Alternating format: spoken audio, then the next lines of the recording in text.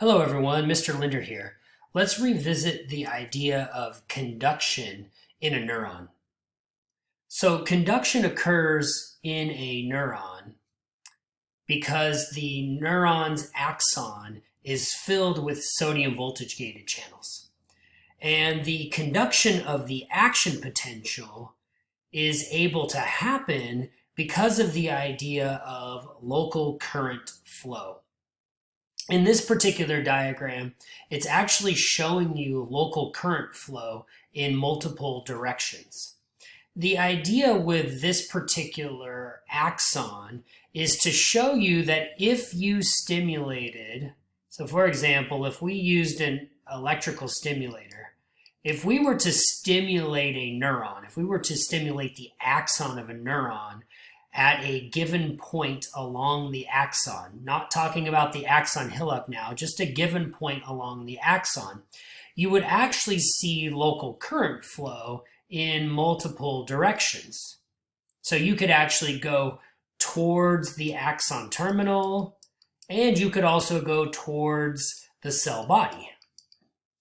And the reason this works this way is because of the sodium voltage gated channels.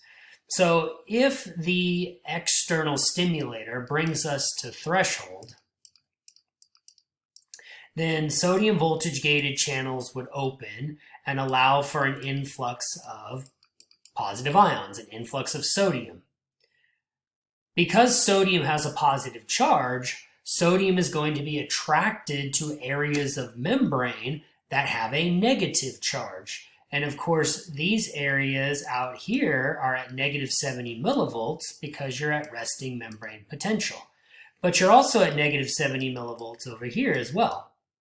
And so this positively charged ion is going to be attracted in both directions. And again, it's not just one ion. We have several ions that are entering into the cytoplasm of the axon. And we also have several sodium voltage gated channels that can open, allowing sodium to enter at various locations at this stimulated point. Now we're going to get local current flow in two directions because the positives are attracted to the negative. So local current flow just simply means that the positively charged ions are going to be moving towards area of negative charge.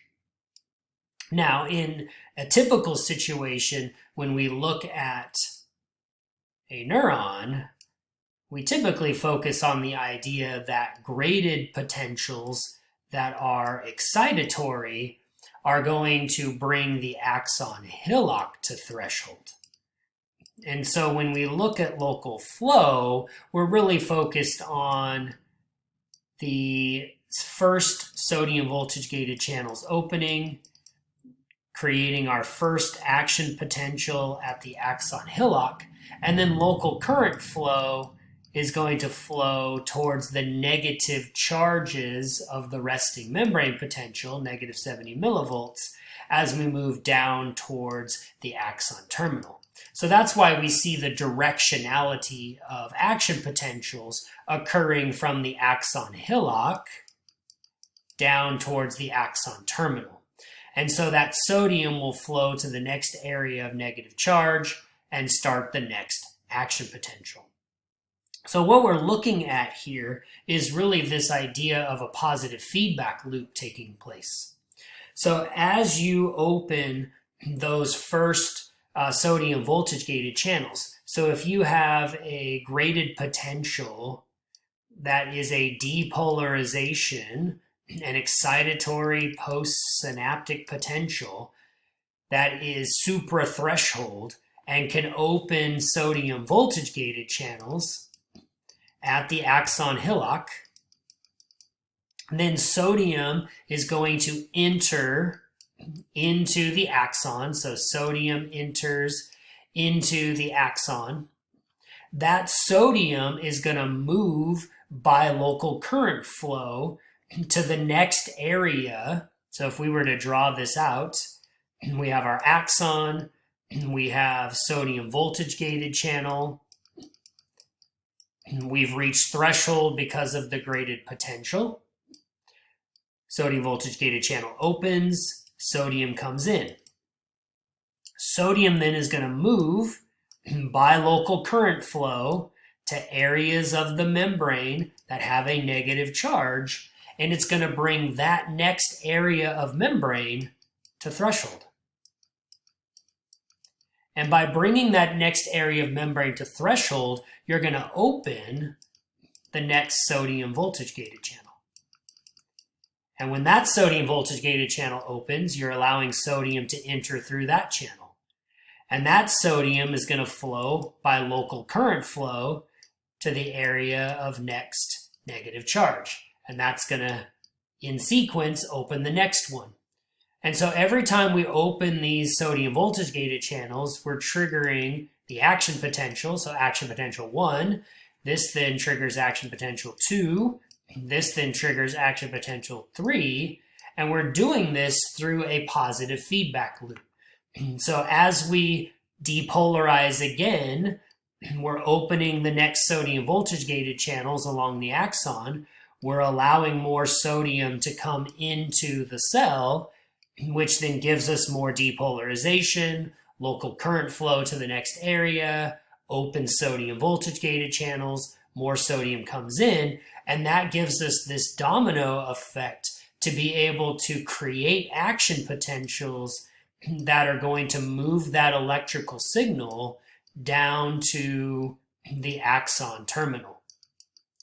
Once we reach the axon terminal, then we can trigger the events that are going to occur at the synapse. The synapse being the connection that's made between a neuron and a muscle cell, a neuron and a gland, a neuron to another neuron. And so we can talk about the events that take place at a synapse once the action potential reaches the axon terminal. So this is a positive feedback situation. So graded potentials bring us to threshold. We open sodium voltage gated channels. Sodium enters into the axon. Sodium ions move by local current flow. They activate the next sodium voltage gated channels, and we continue to do this process until we reach the terminal. To reset the areas of membrane, we would then want to take a look at the potassium voltage gated channels. So to complete an action potential, we have potassium that flows out, which gives us the repolarization and the hyperpolarization.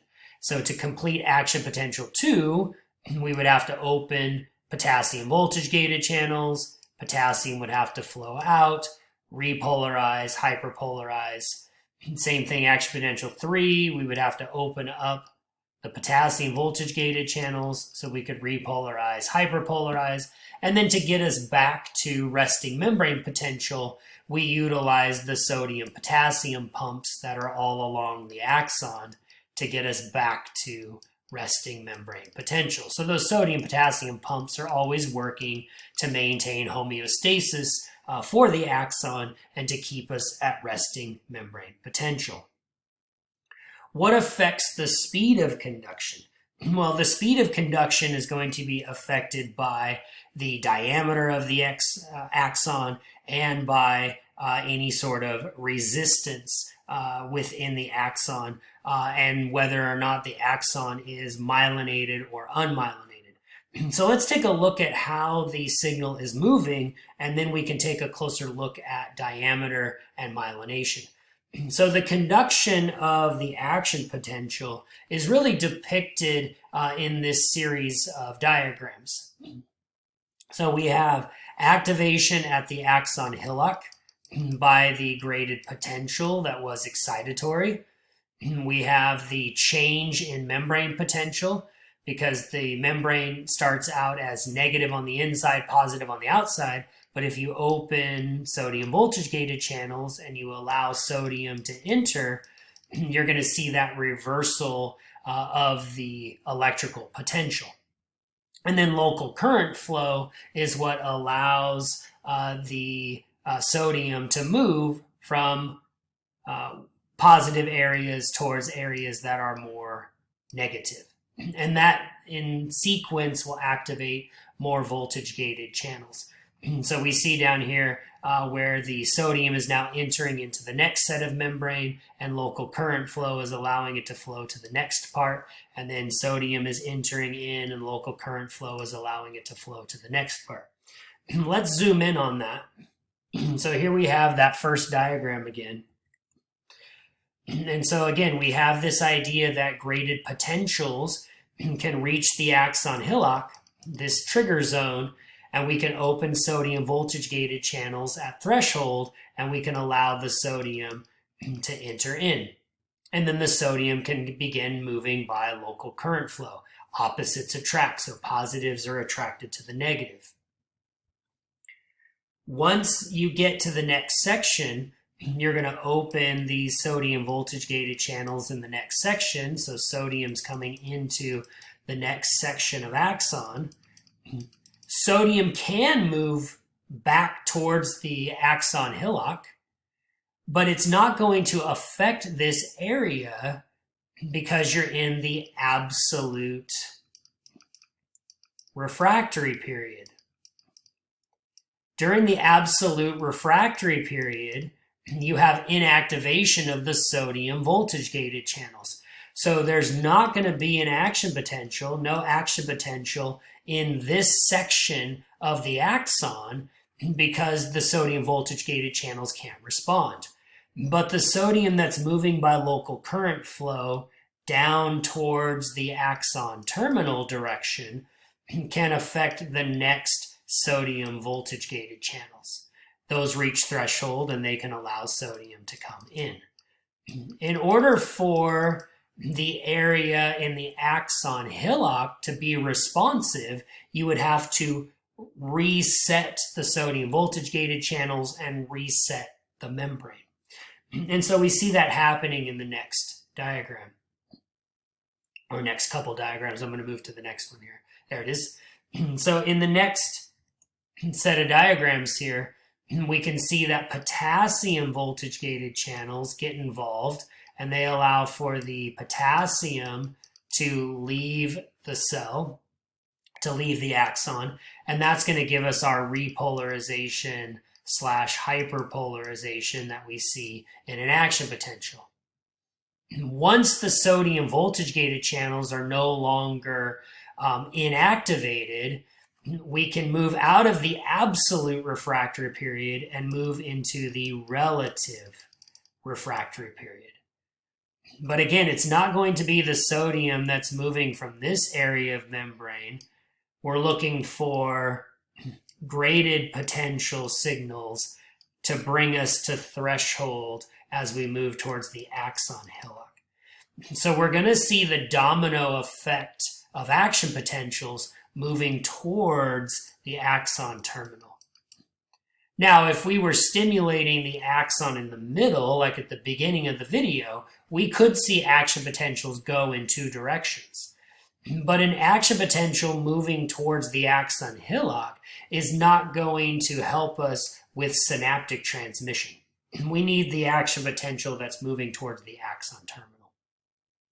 So local current flow at these different areas of the axon is going to allow us to trigger the next area. So those positively charged sodiums are moving to areas of negative resting membrane potential. We're reaching threshold. We're opening sodium voltage-gated channels, and we have our positive feedback loop taking place.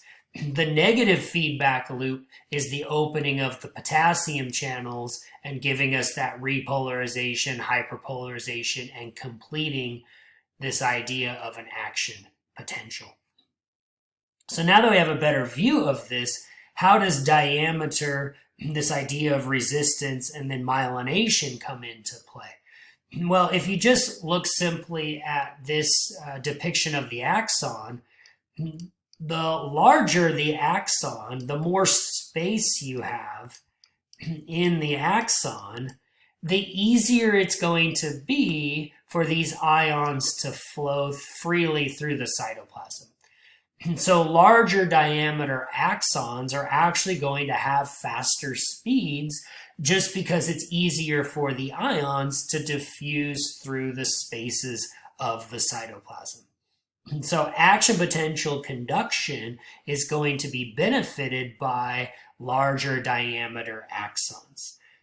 So large diameter axons will give us better speed. One of the best examples are these giant squid axons. A lot of neurophysiology research was done on these types of axons, and it's because you can see them.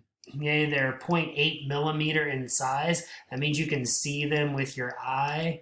You can actually visualize them. They're large enough to see. And so you can do voltage measurements and experiments on these rather easily. So this giant squid axon is beneficial for the squid because it's large diameter, and it allows for these ions, if you can imagine sodium moving through here, it allows for these ions to easily diffuse through the axon cytoplasm, and it's going to be relatively easy to get from one area to another and trigger an action potential in the next section of axon. Complex nervous systems can't rely on large diameter axons per se because they would take up too much space within the organism. So in complex nervous systems, what we end up doing is packing lots of neurons within nerves, and then we get into the idea of insulation so that you don't have as much leakage of sodium out of the axon.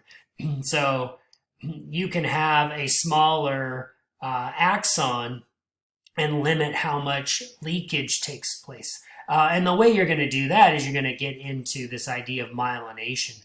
So you open these sodium voltage gated channels and sodium comes in. Great if you have a large diameter because it's easy for the sodium to diffuse through. But if you want to prevent leakage of the sodium out, because there's going to be leak channels as well, you can insulate the axon. And so we insulate using cells that provide myelin sheaths. So there are Schwann cells and oligodendrocytes that can myelinate axons and prevent leakage of the sodium, and that'll allow the sodium to diffuse through the axon and get to areas of sodium voltage-gated channels.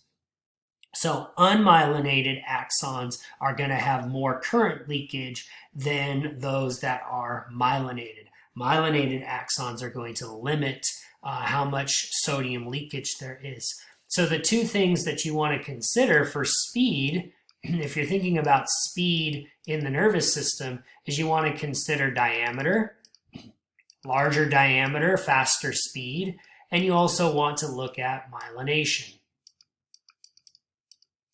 Unmyelinated is going to be slower.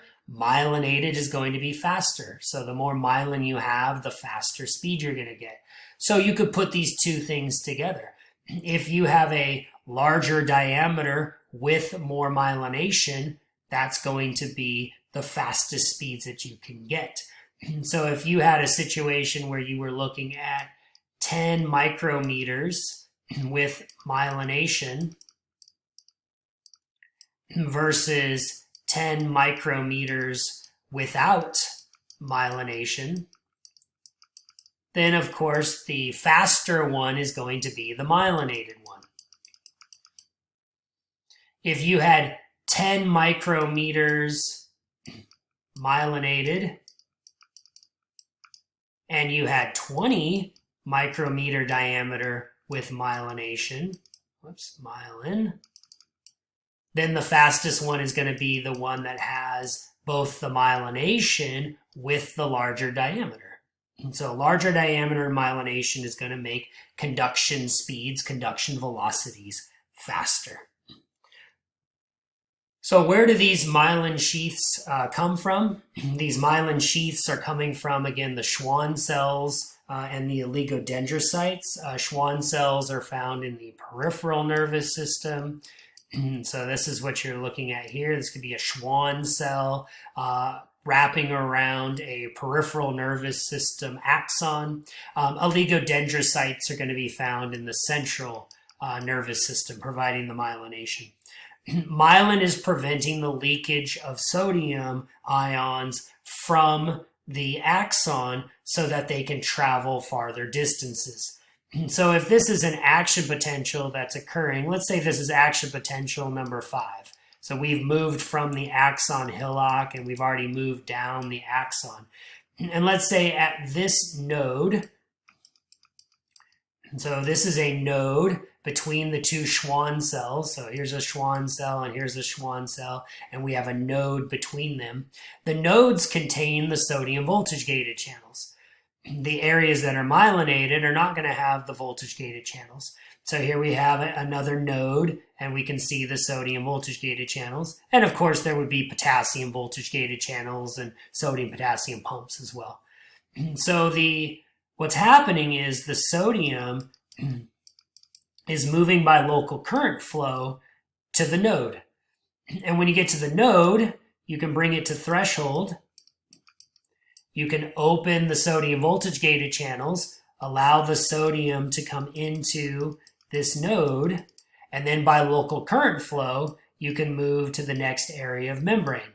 And because you have this insulation, this myelin that's insulating, the sodium is not able to leak out. So it's bouncing against the membrane and it's staying inside the axon so that more sodium ions can reach the node.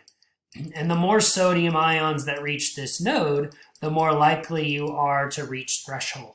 And then if you can reach threshold, you can open the sodium voltage-gated channels and allow more sodium to come in, and then they can move by local current flow.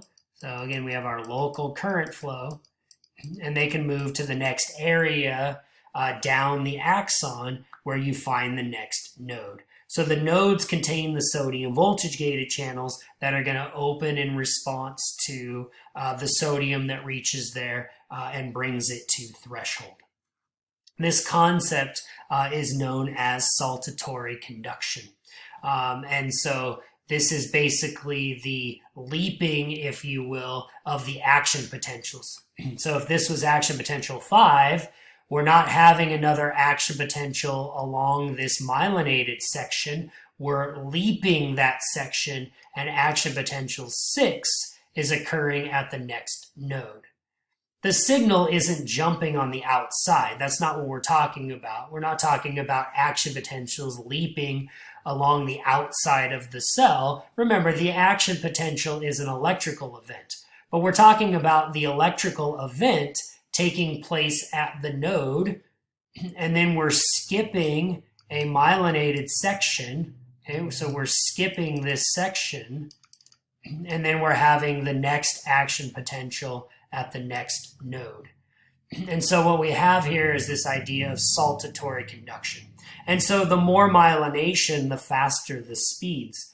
If you look at this table, you'll notice that smaller diameter cells and unmyelinated, these are actually these autonomic fibers for smooth muscle and cardiac muscle. These are unmyelinated neurons. They're going to have slow speeds. You're looking at about 2 meters per second. So small diameters, unmyelinated, slow speeds.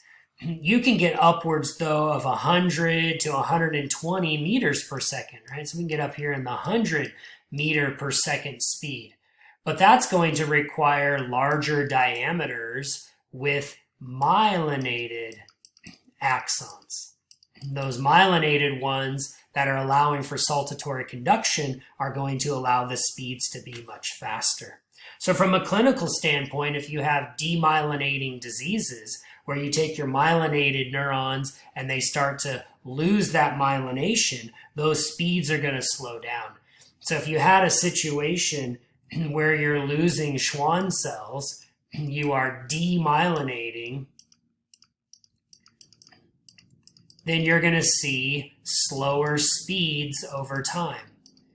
So in diseases like multiple sclerosis, Guillain-Barré syndrome, these demyelinating disorders are going to reduce speeds in the nervous system.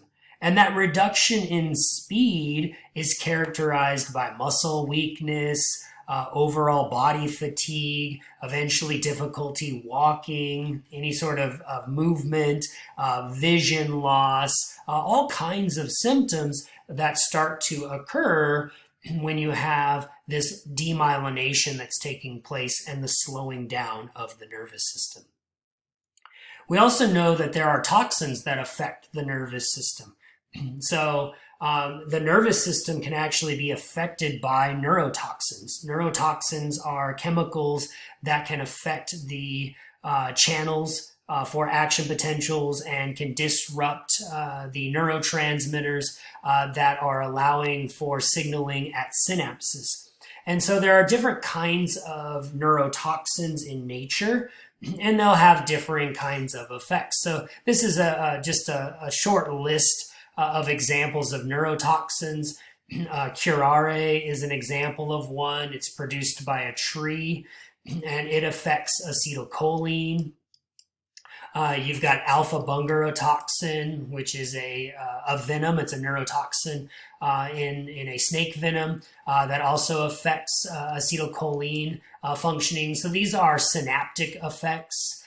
You've got saxitoxin and tetrodotoxin. These actually both affect sodium voltage gated channels.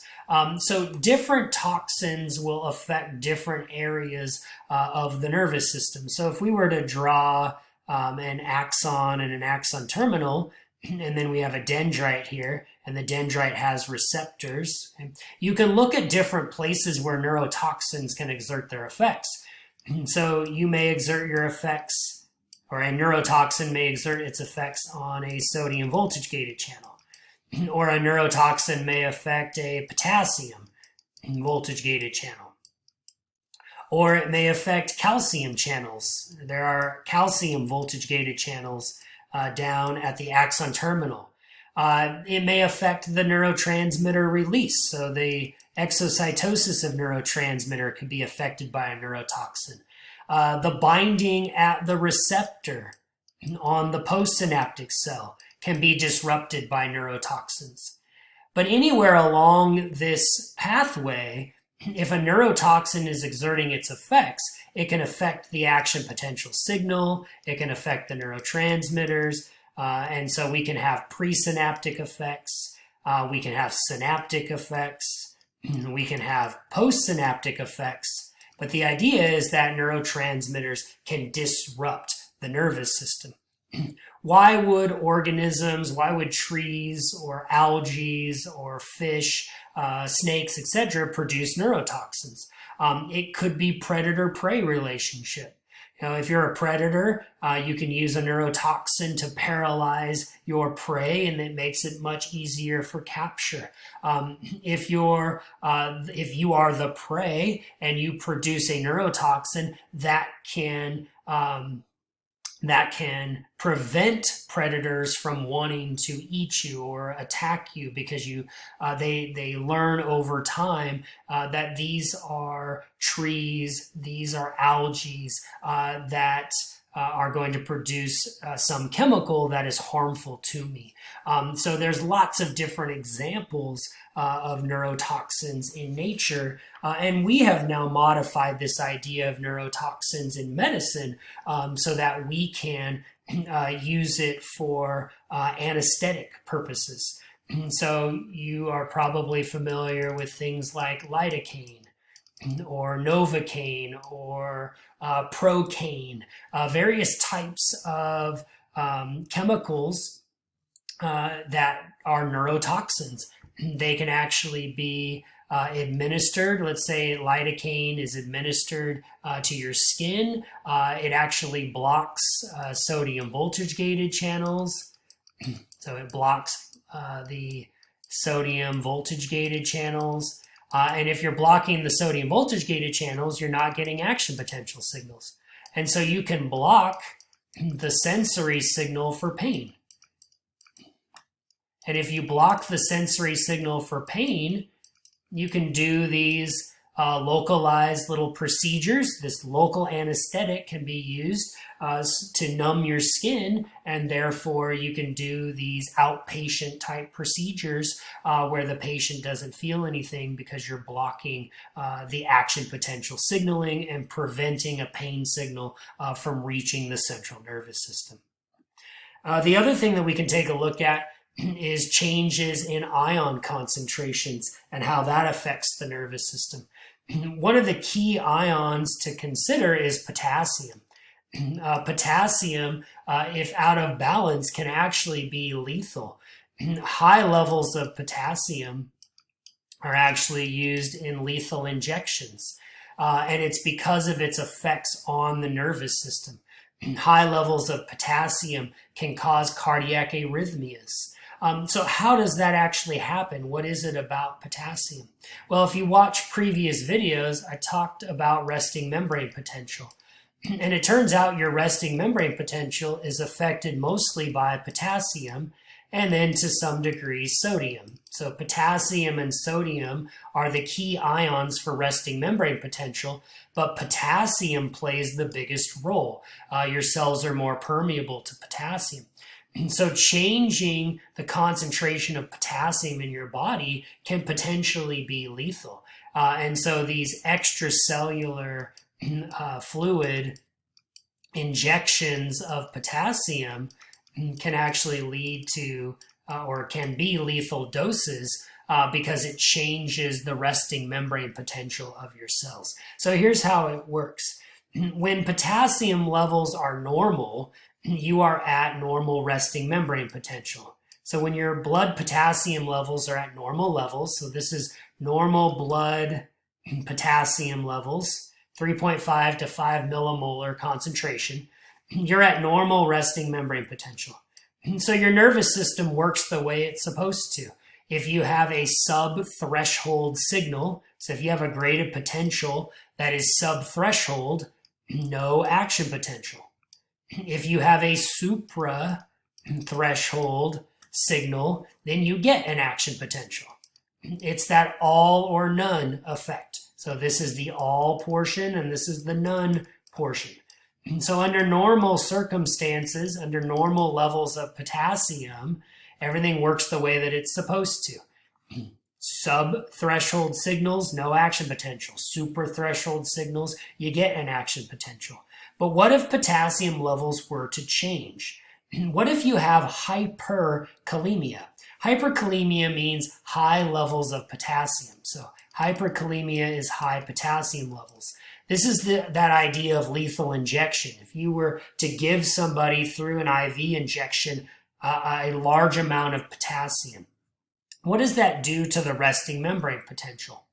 Well, it actually makes the resting membrane potential become more positive. So high levels of extracellular potassium will give you a more positive resting membrane potential. What you'll notice is that if your resting membrane potential is more positive, you're really close to threshold. And so it doesn't take a very large depolarization to get you to threshold. That means that graded potentials that normally would not have triggered action potentials actually do trigger action potentials. And so those graded potentials that normally would have been sub-threshold are now threshold signals. And so they trigger action potentials. And so what happens is you become hyper-excitable. Okay? And hyper-excitability can be problematic. Just think hyper-excitability in your heart. If your heart becomes hyper-excitable, you can get into a situation where arrhythmias, irregular electrical signals of the heart occur. And that's where lethal injections can be fatal. They can cause fatal arrhythmias of the heart. And when your heart has an arrhythmia, it typically does not pump blood effectively. And so organs and organ systems are going to shut down when they don't get proper perfusion of blood. They're not getting the nutrients and oxygen that they need. In hypokalemia, that means low levels of potassium, you're going to have a resting membrane potential that is more negative. So you have a more negative resting membrane potential. And so you can see now we're getting closer to potassium's equilibrium potential. That resting membrane potential has moved down. And so here we have a situation where you're farther from threshold. And so it's going to be harder to trigger action potentials. That means graded potentials that typically are subthreshold stay subthreshold. But that also means graded potentials that typically were suprathreshold are now going to be subthreshold signals. And so it's going to be a lot harder to reach threshold and trigger action potentials. And so what happens is neurons fire less. You get less action potentials. You're going to see a lot fewer action potentials in the nervous system when you have low levels of potassium. And so think muscle weakness. Think about your skeletal muscle having weakness. Oftentimes you hear that you should consume bananas because they're higher in potassium. You need Gatorade, right, in order to increase your potassium levels. And that's to help not only your functioning of muscle, but it's to help your functioning of the nervous system. Your musculature responds to the nervous system. And so you need to get these potassium levels back up in order to have the proper functioning, let's say, of your musculature. So differing levels of ions can affect how your nervous system works, just like neurotoxins can affect how your nervous system works. Now that we've looked at electrical signaling, we can start getting into the idea of synapses. And so synapses will be the connections between neuron to muscle, neuron to gland, or neuron to neuron type connections. And so in the next videos, we'll take a look at different types of synapses, both electrical and chemical synapses, and then we'll get into the physiology of how a synapse actually works. So I hope this helps. Take care.